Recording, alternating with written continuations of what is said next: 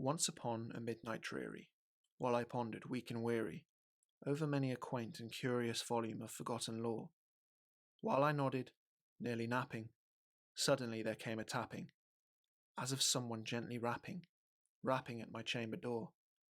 "'Tis some visitor," I muttered, tapping at my chamber door. Only this, and nothing more. Distinctly, I remember, it was in the bleak December, and each separate dying ember wrought its ghost upon the floor. Eagerly I wished the morrow, vainly I had sought to borrow from my books surcease of sorrow, sorrow for the lost Lenore, for the rare and radiant maiden, whom the angels name Lenore, nameless here forevermore. And the silken, sad and certain rustling of each purple curtain thrilled me, filled me with fantastic terrors never felt before, so that now, to still the beating of my heart, I stood repeating, "'Tis some visitor entreating entrance at my chamber door, some late visitor entreating entrance at my chamber door. This it is, and nothing more." Presently my soul grew stronger, hesitating then no longer.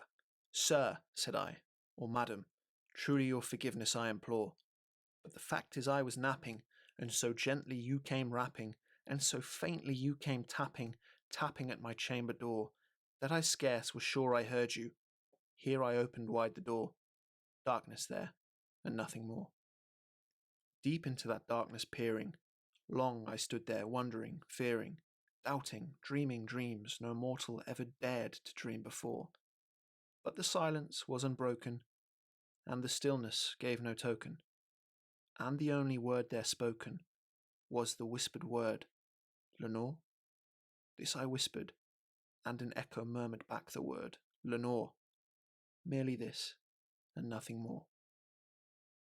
Back into the chamber turning, all my soul within me burning, soon again I heard a tapping, somewhat louder than before. "Surely," said I, "surely that is something at my window lattice. Let me see then what threat is, and this mystery explore. Let my heart be still a moment, and this mystery explore. 'Tis the wind, and nothing more." Open here I flung the shutter, when, with many a flirt and flutter, in there stepped a stately raven, of the saintly days of yore.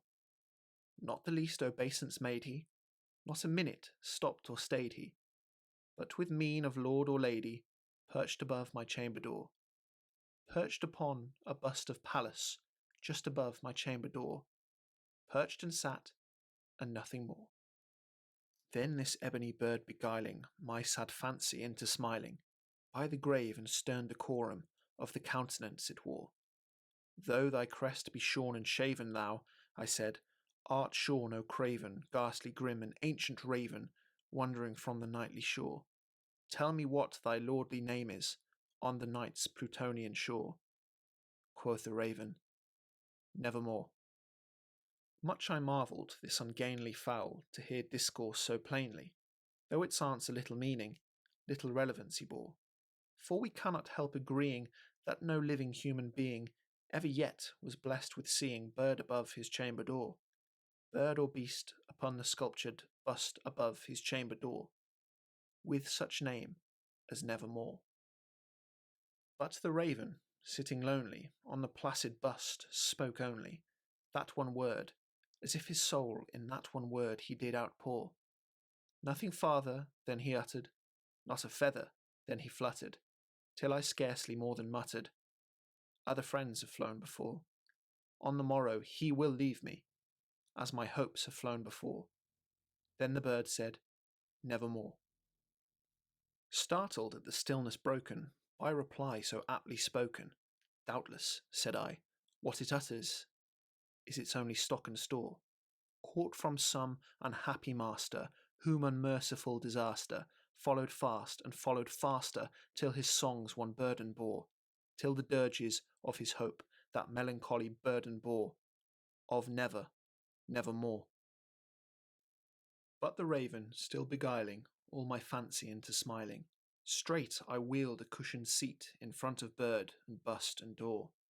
Then upon the velvet sinking, I betook myself to linking fancy unto fancy, thinking what this ominous bird of yore What this grim, ungainly, ghastly, gaunt and ominous bird of yore meant in croaking, nevermore.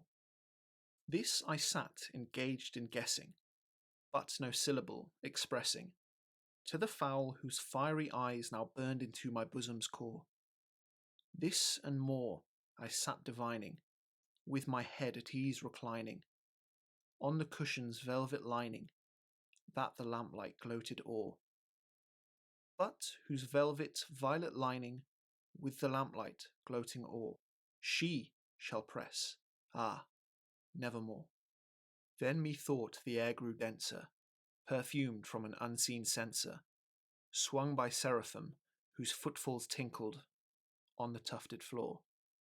Wretch, I cried, thy God hath lent thee, by these angels he hath sent thee, respite, respite, and nepenthe from thy memories of Lenore. Quaff, O quaff, this kind nepenthe, and forget this lost Lenore. Quoth the raven, nevermore. Prophet, said I, thing of evil, prophet still, if bird or devil, whether tempter sent, or whether tempest tossed thee here ashore, desolate yet all undaunted, on this desert land enchanted, on this home by horror haunted, tell me truly, I implore, is there balm in Gilead? Tell me, I implore. Quoth the raven, nevermore. Prophet, said I, thing of evil, prophet still, if bird or devil, by that heaven that bends above us, by that God we both adore, tell this soul with sorrow laden, if within the distant Aidenn it shall clasp a sainted maiden, whom the angels name Lenore, clasp a rare and radiant maiden, whom the angels name Lenore. Quoth the raven, nevermore. Be that word our sign of parting, bird or fiend, I shrieked, upstarting. Get thee back into the tempest and the night's Plutonian shore. Leave no black plume as a token of that lie thou soul hath spoken. Leave my loneliness unbroken. Quit the bust above my door. Take thy beak from out my heart, and take thy form from off my door. Quoth the raven, nevermore. And the raven, never flitting, still is sitting on the pallid bust of Pallas, just above my chamber door. And his eyes have all the seeming of a demon's that is dreaming, and the lamplight o'er him streaming throws his shadow on the floor. And my soul, from out that shadow that lies floating on the floor, shall be lifted nevermore.